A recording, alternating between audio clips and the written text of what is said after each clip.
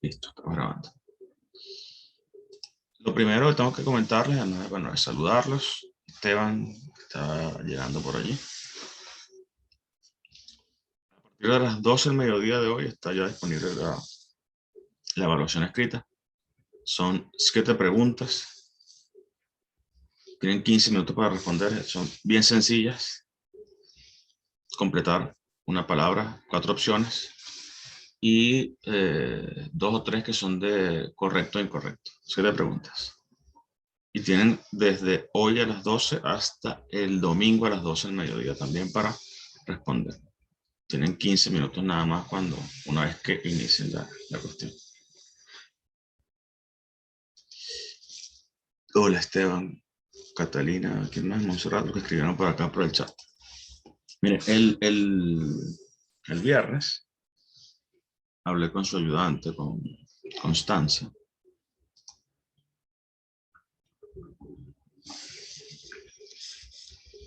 Y conversamos sobre los trabajos de ustedes.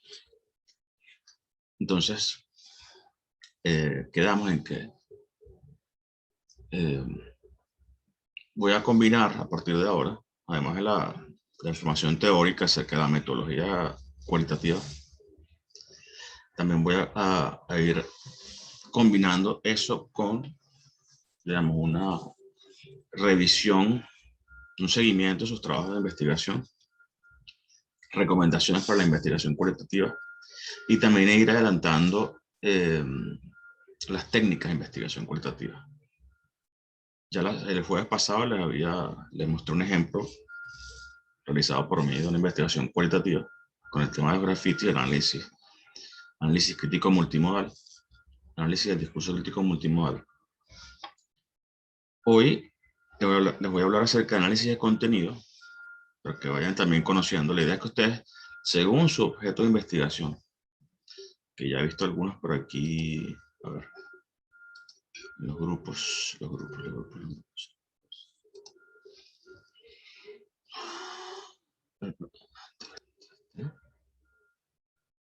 Tenemos embarazo adolescente enfocado en la pobreza y exclusión escolar. Calidad de las políticas públicas en la región metropolitana para reducir la brecha digital durante los últimos 20 años. Bastante tiempo allí eso, ¿no? Medio ambiente, el grupo 3. Penalización de la prostitución. Trabajo del grupo 4. Del quinto, percepciones sobre los efectos del COVID en los estudiantes de la Universidad de Chile con desórdenes y trastornos alimenticios. Violencia de género en las políticas tomadas por el Estado en el marco de la emergencia sanitaria del COVID-19. Vacunación y escepticismo por parte de la población chilena durante el periodo de la pandemia COVID-2019. El grupo 6 todavía no tiene título, todavía no tiene un tema definido. Entonces la idea es que ir compartiendo con ustedes y ir determinando, hacer un acompañamiento, no solamente de Constancia, sino también ir yo de una vez, también paralelamente a lo que es teoría sobre metodología cualitativa, también ir viendo aspectos prácticos. Porque entiendo, según me decía Constanza, que estaban un poco preocupados, o por lo menos, digamos, pendientes de la situación. ¿Es así?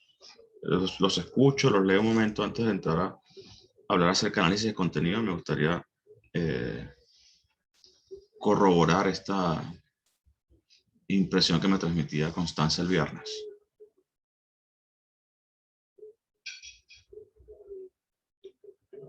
Profe, Oscar.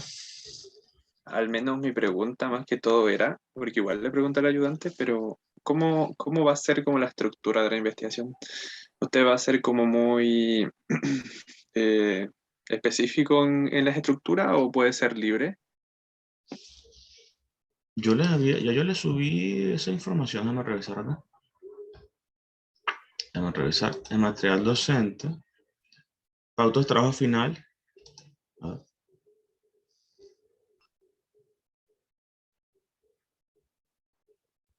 Espera que cargue.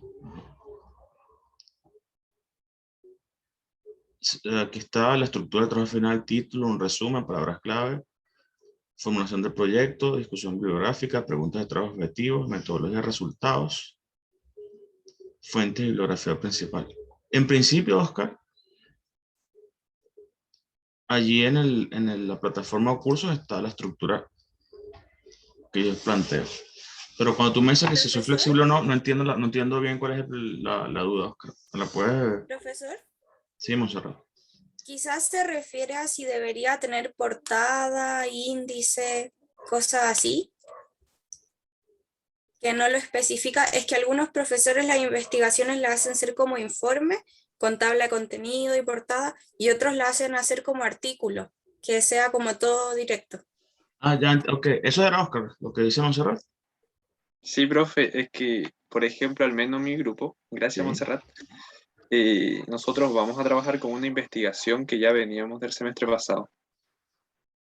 Bien. Entonces, eso más que todo quería sumar porque el de nosotros tiene así como una tabla de contenidos, portada.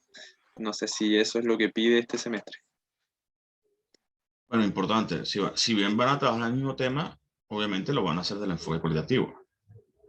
Sí, no, sí, vamos a cambiar el enfoque porque era más cuanti lo que teníamos. Claro, sí, ya me acordé justo. Eso fue justamente lo que me decía Constanza. Yo este viernes me voy a reunir con ella. Así que después de la fiesta, después del receso, les confirmo bien o decidimos cómo hacer la estructura.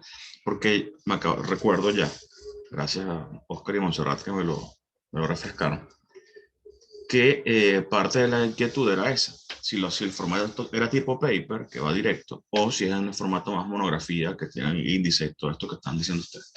Muy probablemente, igual, se los voy a confirmar el lunes de arriba, el lunes que ayer fue 6, 13, 20. El lunes, bueno, el caso de ustedes martes 21, si no estoy equivocado.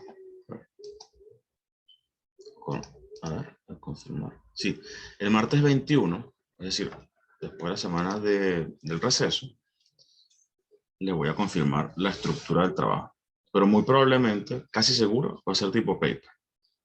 Porque además necesitamos que este semestre ustedes tengan unos primeros resultados.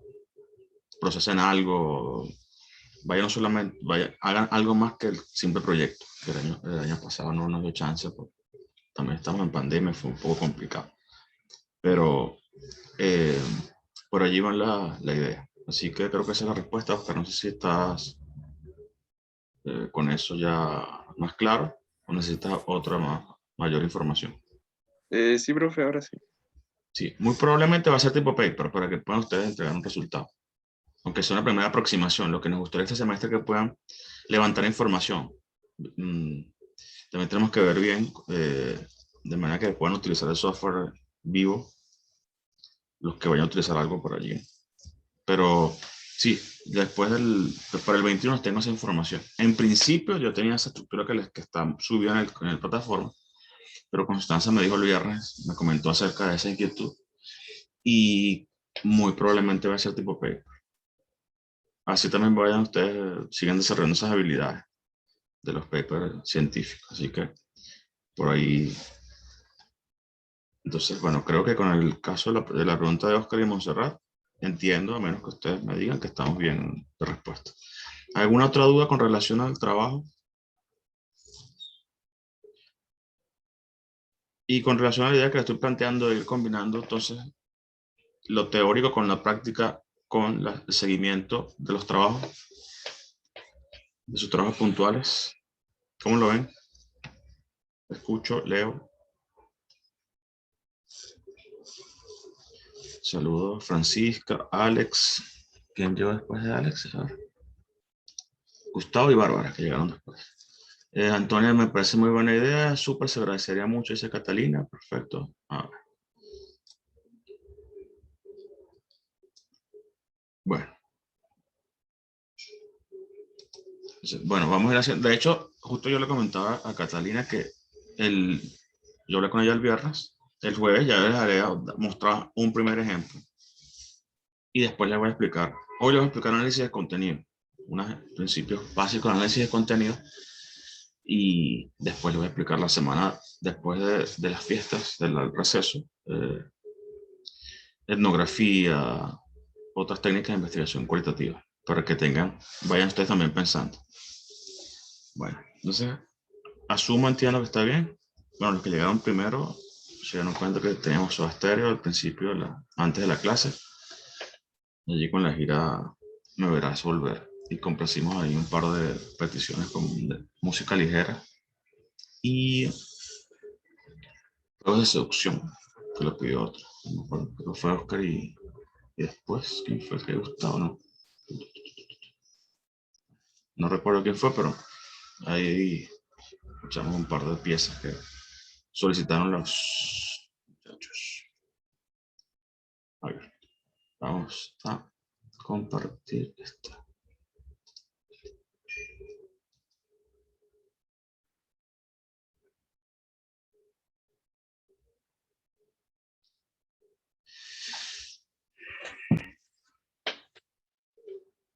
Hay poca gente hoy.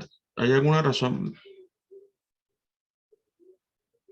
de eso? Es raro. Bueno, primero llegaron en general tarde, ¿no? Digamos. Y después hay pocos, ¿no? Siempre hay más personas. ¿A qué se deberá? ¿Tiene alguna información? Yo por curiosidad. Una semana pesada. Puede ser por las pruebas y los trabajos. Gracias, Monserrat. Antonio, es una semana pesada. Maite, frío, muchas pruebas, sí. Yo no sé ustedes, pero a mí me ha costado horrores despertar.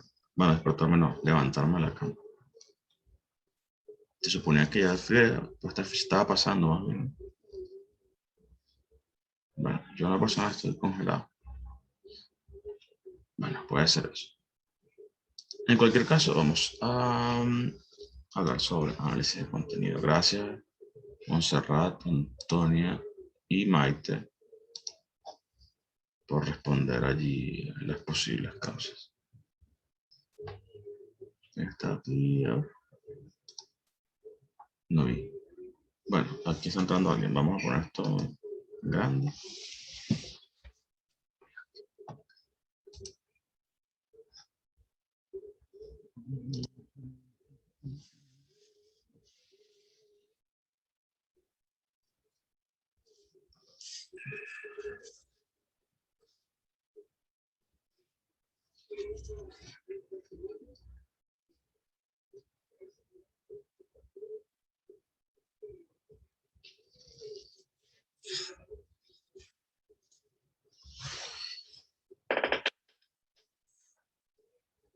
Bien. La técnica de análisis de contenido es un recurso interpretativo, atención, para textos, bien sea escritos, filmados o grabados. Es decir, ustedes pueden hacer análisis de contenido de un periódico, del texto de un periódico, una revista, de una grabación de audio o de una grabación de video. ¿Con qué objeto? Para obtener información relevante de los fenómenos sociales. Es una técnica que combina la observación de los datos, los textos, con la interpretación de los mismos, buscando qué cosa, qué va a buscar análisis de contenido, el sentido que el autor pretendió transmitir. Ustedes tienen, por ejemplo, la transcripción de un discurso de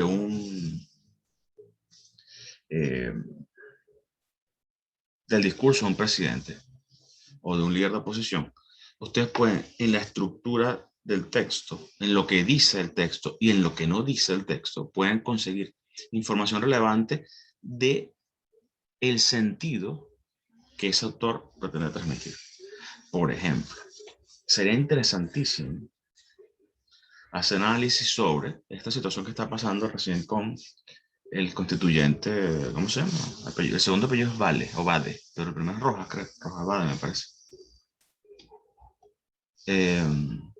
Ojo, y no para, no, en el caso de lo que ocurrió con el constituyente, no en este momento lo digo para tomar postura a favor o en contra de digamos, el punto de vista ideológico, si estás a favor de lo que él representa como lista del pueblo o estás en contra. Eso no es lo que quiero en este momento. Lo estoy poniendo como un ejemplo de muchos otros que podría poner. En términos de qué dice, lo que dice él, y al analizar lo que este caballero está diciendo, está buscando justamente trascender, buscar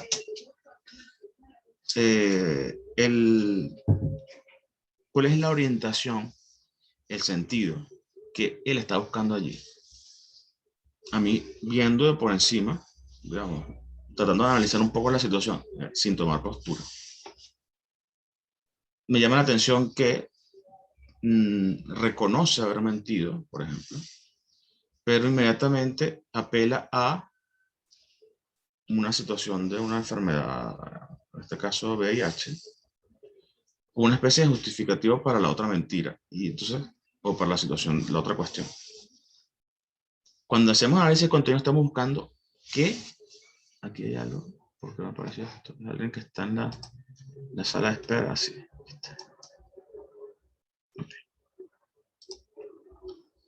Entonces, si observamos el video o tenemos esta descripción de sus declaraciones, vamos a buscar qué dice y cómo lo dice. Entonces, seguimos con la lámina. Según Jaime Andreu Ávila, dice: el propósito fundamental de la metodología de análisis de contenido, que no es lo mismo que análisis del discurso, son técnicas distintas, tienen algunas similitudes en principio. El análisis de contenido se enfoca mucho más en el texto solamente, o sea, se enfoca en el texto. Análisis de discurso ubica el texto en relación con el entorno y busca relaciones de poder, desigualdad, y busca otra, digamos, saca o ubica al discurso dentro de un todo y está más interesado en las relaciones del todo con la parte, del todo con el texto. El análisis de contenido se centra mucho más, está como más encapsulado, enfocado en el texto allí, aunque después infiere cosas hacia afuera, pero se ubica básicamente, por ejemplo, en cuántas veces dijo tal palabra y qué significa tal palabra, o si usa el yo por encima de nosotros, el singular encima del plural, o pudiésemos verlo también en temas de lenguaje inclusivo. Utiliza solamente el todo o el toda o el todo, o cualquiera de estas formas que están relacionadas al discurso, al lenguaje inclusivo. Entonces, ¿qué es lo que está buscando? Volvemos con Andreu. Realizar inferencias a las cuales se refieren a fenómenos distintos a lo observable. Es decir, traspasar la apariencia, lo que se ve fácilmente, para conocer significados latentes. Esto es interesante porque si ustedes revisan la historia de análisis de contenido, en principio era una técnica una técnica cuantitativa. En principio, en los orígenes de esta metodología, que está relacionada con la Escuela Norteamericana de la Comunicación, la Escuela Clásica de Comunicación Norteamericana. En sus orígenes, el análisis de contenido tenía una visión cuantitativa, solamente contar las palabras. Por ejemplo, un ejemplo típico es: tienes un corpus, un texto, y el texto tiene 55 palabras. ¿Cuántas veces utilizaste el pronombre yo, por ejemplo? Si utilizaste 20, sacar la frecuencia, o cuántas veces. Entonces, ¿qué porcentaje dentro del todo, la cantidad de palabras, utilizar la palabra yo o la palabra DTX? Eso fue, en principio, la visión que predominó en análisis de contenido. Una visión cuantitativa, porque además la Escuela Norteamericana de la Comunicación, la Mass Communication Research, era en principio, en sus orígenes, años 20 aproximadamente, durante la década de los 20, era una escuela con un sesgo cuantitativo impresionante, que además, no sé si lo saben, le otorgaba al emisor, dentro de aquella fórmula clásica de la comunicación, emisor, receptor, mensaje, emisor, mensaje, receptor, le daba todo el poder al emisor en el proceso de comunicación. Es decir, prácticamente ellos asumían que todo mensaje que emitiera este señor, o esta señora, o esta persona, era recibido de manera acrítica por parte del emisor. Y con el pasar del tiempo, o sea, un par de años más tarde se dieron cuenta que eso no era así, que todos los seres humanos tenemos un aparato cognitivo, una historia que nos permite filtrar. Si bien algunas personas pueden recibir los mensajes de manera un poco más acrítica que otros, sí, o sea, no, el ser humano no es una computadora en blanco que solamente el emisor le va a depositar información. Entonces, se reformuló el análisis de contenido, se buscó entonces ir hacia algo más cualitativo. Justamente lo que les estaba comentando previamente. El análisis de contenido se trata de una técnica desarrollada en el marco de la Escuela Norteamericana de la Comunicación. Entonces, según Duverger, de una manera general, el análisis de contenido es un método de estudio de las communications. Se desarrolló en los Estados Unidos en la rama de la psicología social llamada Communication Research.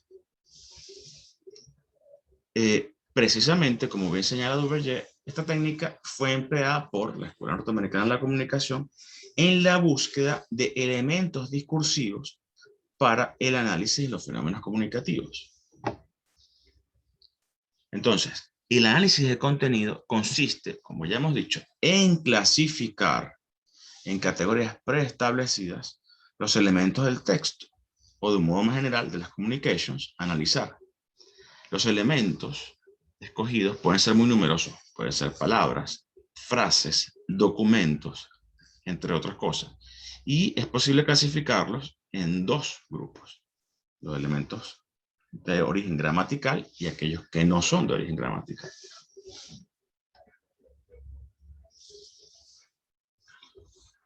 Ahora bien, en cuanto a la técnica, Bardán plantea que hay tres momentos: el preanálisis, el aprovechamiento del material y el tratamiento de los resultados, la inferencia y la interpretación. Antes de definir tu corpus, tú dices, bueno, voy a trabajar en el medio ambiente, me gustaría saber cuál es el tratamiento que le dan los medios informativos al tema del medio ambiente. Y digo, yo creo que puede haber un tratamiento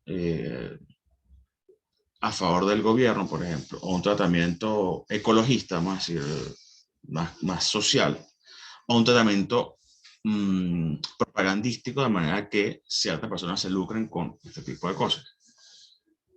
Después yo voy a buscar, bueno, ¿qué voy a seleccionar?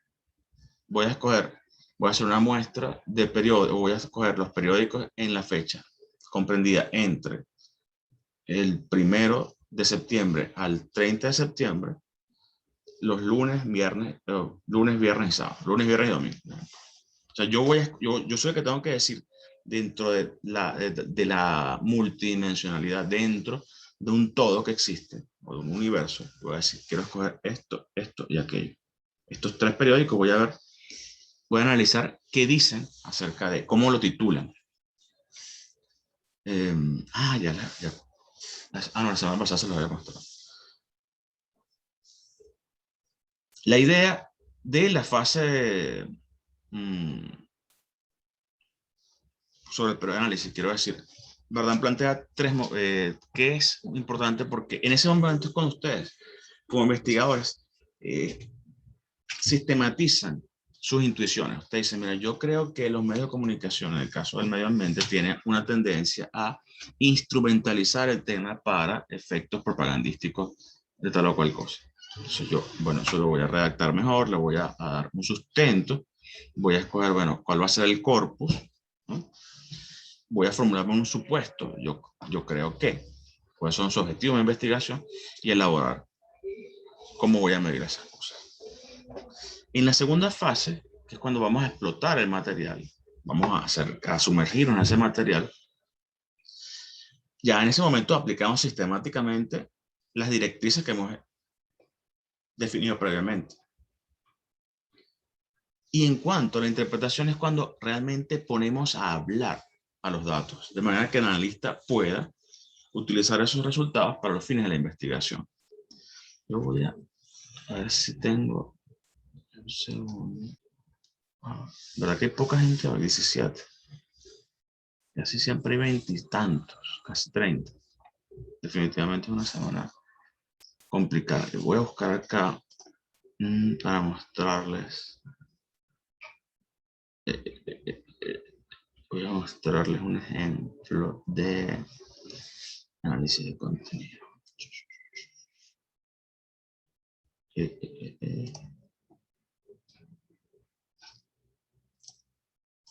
Y una pregunta, ¿ustedes están tan callados por el frío o por la semana pesada? Escríbanme por allí, denme señales de vida porque estoy preocupado. Mientras yo O busco acá. sea, al menos yo tengo tutito y creo que el frío no ayuda mucho. Pero aquí estamos escuchando. Ok. Gracias, María. Por el sueño ese Mike, tomando apuntes y el cansancio, Antonio. Bueno, les cuento que me solidarizo con su cansancio. Tanto así que yo también estoy cansado. No, obviamente, que quede claro, desde otros puntos, ¿no? Porque no estoy yo con tantas ramas como ustedes. Pero igual entiendo su cansancio porque el docente también lo vive.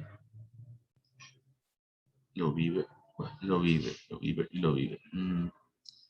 Claro, la que les puedo mostrar como un ejemplo justamente es mi investigación de posgrado, que voy a buscar por aquí el PPT. Porque dado que están un poco cansados y congelados, yo voy a buscar acá nuestra tesis y la defensa.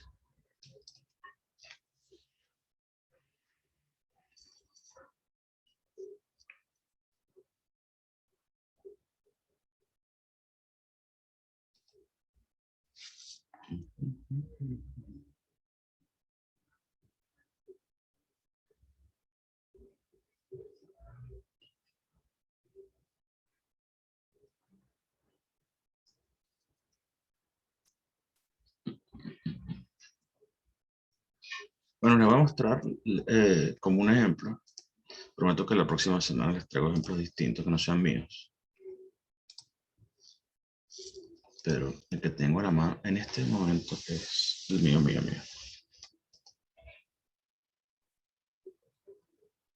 Yo en esta investigación apliqué análisis de contenido.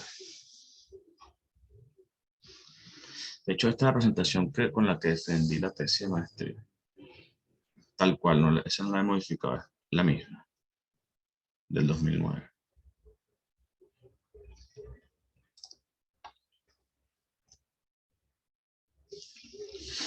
Fíjense, ¿cuál es el propósito de la investigación? Determinar qué tipo de sociedad fomenta el proyecto comunicacional del gobierno venezolano. Esa fue una investigación con información del año 2007. Bien. Se defendió en 2009, pero el análisis corresponde a textos del año 2007. Para dilucidar en quién se ponía el énfasis durante la relación de comunicación, comparando con otros modelos teóricos de los lineamientos del gobierno en materia de comunicación. El supuesto, la hipótesis, en este caso supuesto. La estrategia comunicacional del gobierno venezolano está basada en un modelo no democrático de sociedad, pues el hecho de concentrar el poder y subordinar las libertades ciudadanas a un proyecto político atenta contra el espíritu participativo y de decisiones colectivas del sistema democrático. Aquí es interesante este punto, saliendo un poco de lo estrictamente análisis de la investigación, porque se supone que el gobierno de Chávez y actualmente de Maduro propugnan, defienden un modelo participativo de sociedad o un modelo participativo de democracia en comparación con la democracia representativa que era como la tradicional en América Latina recientemente. Entonces plantea esa lucha entre un modelo de democracia representativa y un modelo de democracia participativa. Se supone que en la democracia participativa el pueblo tiene el poder. En la representativa, para ponerlo en términos como muy sencillos, el pueblo le da un mandato a los gobernantes para que en su nombre, en nombre de este colectivo, tomen las decisiones. Yo creo y sigo creyendo que por lo menos el modelo chavista no tiene nada de participativo. Es lo que yo creo y bueno, obviamente habrá personas que no están de acuerdo conmigo, no hay problema, entonces se puede discutir, pero digamos, es lo que yo planteo. Bueno, aquí está la fecha, 11 de mayo del 2009. ¿No? ¿Cómo se construyó esta investigación? A partir de los conceptos de Harold Laswell, que es un representante precisamente de la Escuela Norteamericana de la Comunicación, que es uno de los que sostiene, o su teoría clásica es la teoría de la aguja hipodérmica, no sé si la conocen, o de la bala mágica. Según él, los mensajes que emitían, o los mensajes que se emitían, eran recibidos tal cual como una aguja, o como el mensaje se inoculaba, es la metáfora, se inoculaba como una vacuna, como un virus, dentro, metafóricamente hablando, del ser humano, del emisor o del receptor, quiero decir en este caso. Luego trabajamos, como ustedes pueden ver en la parte superior de la lámina, el texto se llama Metáfora de la Estrategia Comunicacional Oficial. Por tanto, tenía que buscar también aportes en términos de metáforas. Y utilicé los aportes de Klaus Krippendorf. Además, otro elemento importante fueron los principios de Goebbels de la comunicación, de la propaganda, quiero decir. Un concepto de comunicación de un autor venezolano, un filósofo venezolano recientemente fallecido, que es Antonio Pascual. Además, con un instrumento del profesor Miguel Albujas, que es una escala democrática, construí un instrumento de comprensión de la comunicación hegemónica.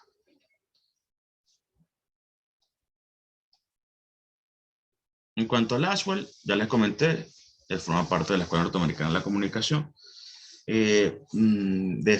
Postuló la teoría de la aguja hipodérmica, que caracteriza el efecto directo y sin diferencia sobre los individuos de los mensajes. Entonces, el individuo recibe un mensaje de manera directa y sin diferencia. Claro, esta teoría ya fue superada hace muchísimo tiempo.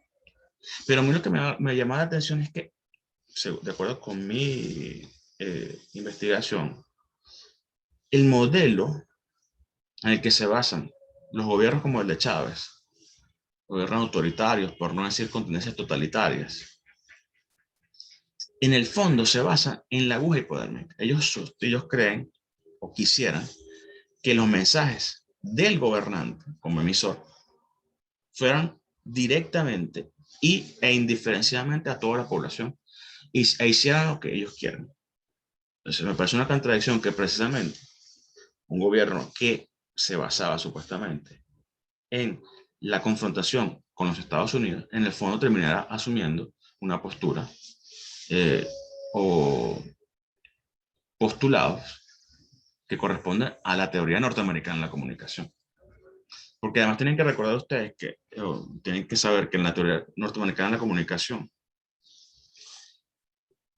se genera o nace en el contexto, en los años 20, del siglo XX también, un contexto de la entreguerra. La Primera Guerra Mundial fue del 14 al 18, la Segunda Guerra del 39 al 45. La Mass Communication Research nace después de la Primera Guerra Mundial y está muy interesada en, como dice el tercer punto de la lámina, en abordar científicamente los procesos comunicacionales, con énfasis en el uso intencionado y planificado de los medios. Pregunto, para ver si se despiertan un poquito. Vamos a salir de esta lámina un momento.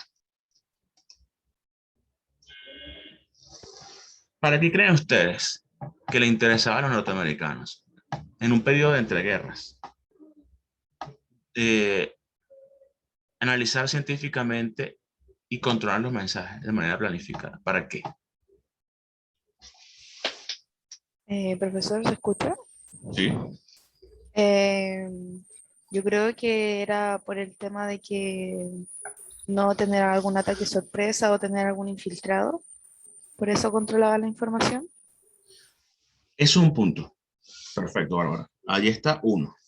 ¿Qué otra cosa además le interesaba, además de controlar, digamos, de tener los mensajes controlados, era para prevenir eso que dice Bárbara? Posibles infiltrados, fuga de información. Pero además de eso, ¿Qué otra cosa pueden haber buscado los norteamericanos? Anticipar acciones del enemigo, ¿no? Anticipar acciones de los enemigos. Yo Por creo el que otro. también buscaban un poco influir en el pensamiento de otros países para como que no se volcaran en su contra. Ahí está.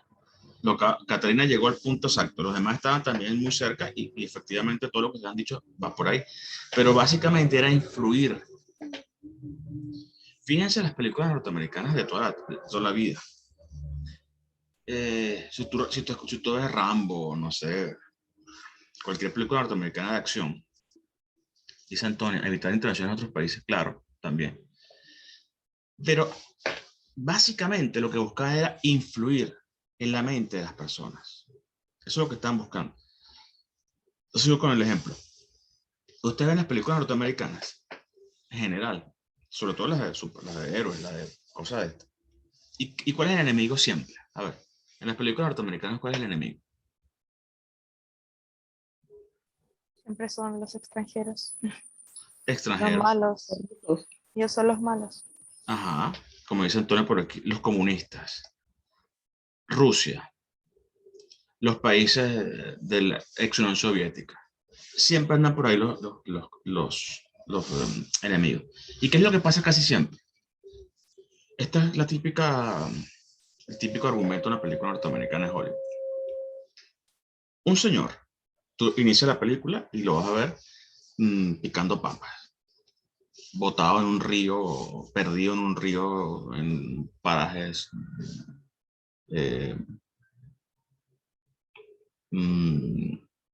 agreste, lejísimos, no sé, en el fin de Estados Unidos, desaparecido, en un punto muerto de Estados Unidos. La escena comienza, el señor picando los tomates, las papas, de cocinero con una cosa en la cabeza. Llega un señor y le da golpes, le fastidia, lo molesta. Y él, con la cara de bobo. De pronto ese barco que está, o esa embarcación, porque vamos a suponer que está en un río por allá en Mississippi, en no sé dónde, en qué parte. Coincidencialmente hay un ataque nuclear que está cerca de ahí. Y esto que el señor que estaba picando las papas, que le pegaban, no sé, ¿cómo le dicen ustedes? Yo le digo lepe. Pape. Okay. Le daban pape. El tipo respiraba así como que era el tonto de la cosa. Este señor esto que era un ex boina verde, un ex combatiente de no sé qué, de las brigadas, bueno, los tipos esto como MacGyver, qué sé yo, Jack Bauer. Y resulta que hay un ataque por allí cerca donde están ellos, perdidos en el mapa.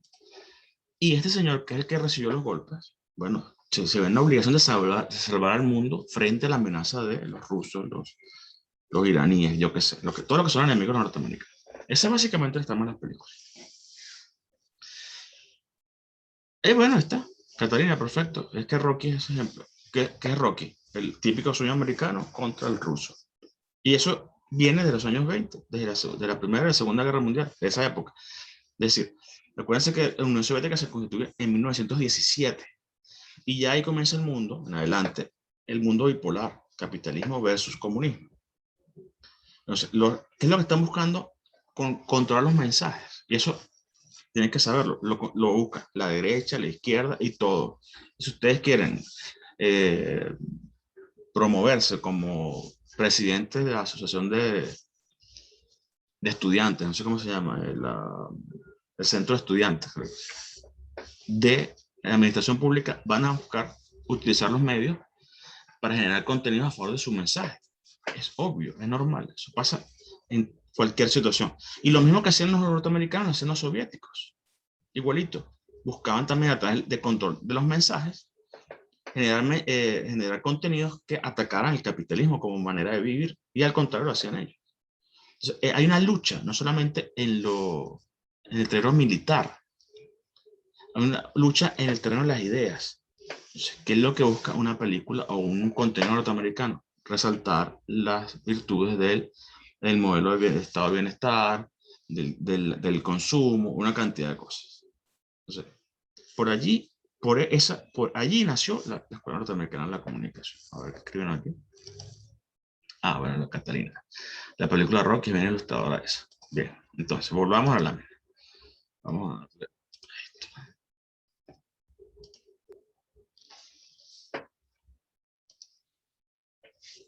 Vamos. En cuanto a análisis de contenido, ya lo hemos dicho, es un recurso interpretativo para textos con el propósito de obtener información relevante de fenómenos sociales. Desarrollado en el marco de la Escuela Norteamericana de la Comunicación, buscamos los núcleos de sentido del discurso político hegemónico. Las metáforas reivindican la importancia de las estructuras explicativas de dominio familiar en la comunicación humana. Las metáforas trasladan o transportan de un dominio específico, vamos a decir, especializado, pueden trasladar información hacia una estructura familiar. Un refrán, es un ejemplo de metáfora. No sé cómo podríamos decir, ayúdame con una traducción. Yo en mi país digo el mismo museo con diferente cachimbo. Cuando quiero decir que algo es igual, por más que se intente diferenciar, decimos eso. ¿Cómo diríamos aquí algo así? Por ejemplo, con el caso de Rojas Bade. Si alguien de derecha quisiera decir que al final son igual que ellos en términos de las cosas, ¿cómo diríamos? En términos coloquiales.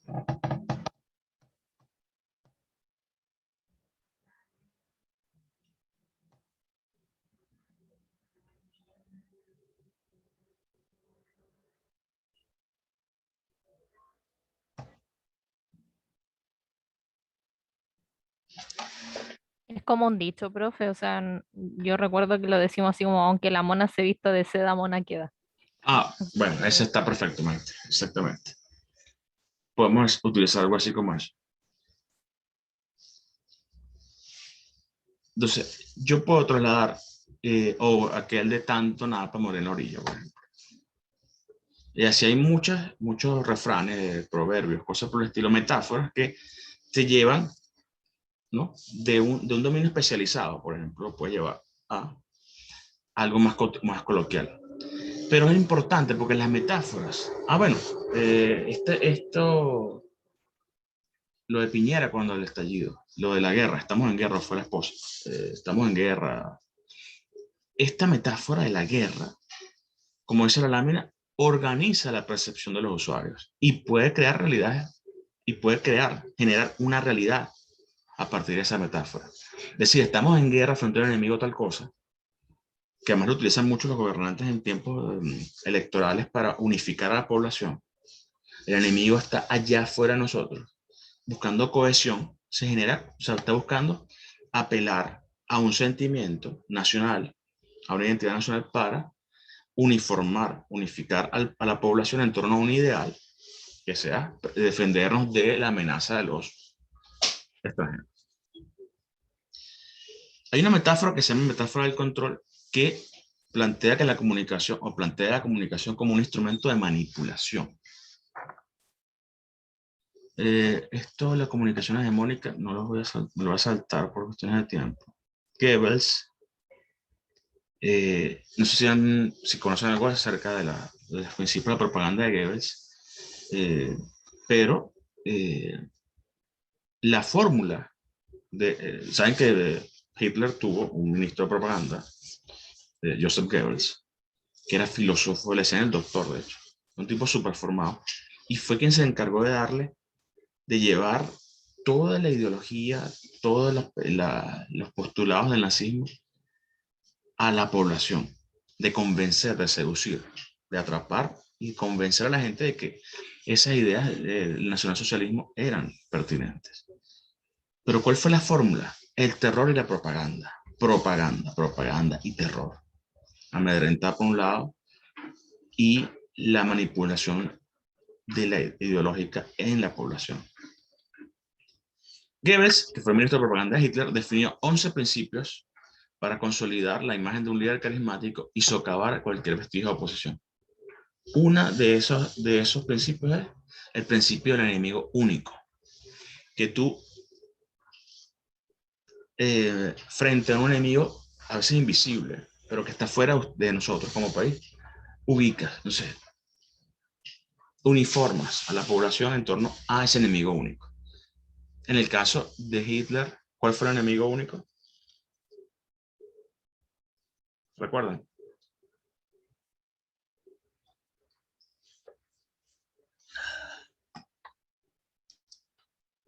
Los judíos, tal cual. Según los nacionalsocialistas, los alemanes eran de raza aria y los judíos y el resto de la humanidad éramos cualquier cosa, por no utilizar los epítetos que llegamos a ellos. Entonces, ellos buscaban cohesión interna. Además, venía Alemania de haber perdido la Primera Guerra Mundial, de una crisis económica muy fuerte, y es el caldo de cultivo ideal para que gobernantes con tendencias totalitarias capten en la población, generen en la población un sentimiento de que yo soy el Mesías, de que yo, o sea, en este caso Hitler, lo va a sacar de la crisis, lo va a volver a la grandeza nacional. Ustedes revisan sean de derecha o de izquierda, revisan el discurso de estos líderes, es la grandeza del país, la recuperación de la patria, una cantidad de cosas. Y eso no varía mucho entre derecha e izquierda. Lo usan tanto Hitler, Mussolini, Chávez, Trujillo en Dominicana y muchos otros que no tienen que ser de ningún bando, digamos, ninguna ubicación, sino que en general es eso, es apelar al sentimiento nacionalista. ¿Y qué buscaba el discurso? Es una idea de Hannah Arendt. Generar un mundo ficticio. En el caso de Alemania, Alemania estaba quebrada, venía de haber perdido la Primera Guerra Mundial y las condiciones que le impusieron eran impresionantes. Prácticamente ellos tenían que pagar los daños de la Primera Guerra Mundial. Eso dejó a Alemania en una situación económica horrorosa. Y Hitler les hizo pensar que con él iban a salir adelante. Entonces generó un movimiento de industrialización que básicamente se sustentaba en la industria armamentista. Y eso dio una sensación de desarrollo, que estaban creciendo. Y entonces la gente decía, no, Hitler es el hombre, es el que nos va a sacar de aquí. Y lo que está generando un mundo que no existía, lo que llaman un mundo ficticio.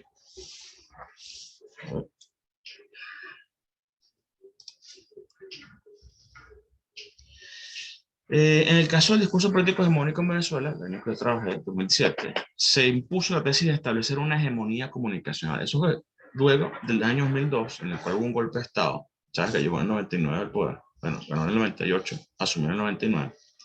Y, a ver, espera. 35, estoy bien, pero se da acá. Chávez en el 99 asume el gobierno y en el 2002 hay un golpe de Estado en contra de él.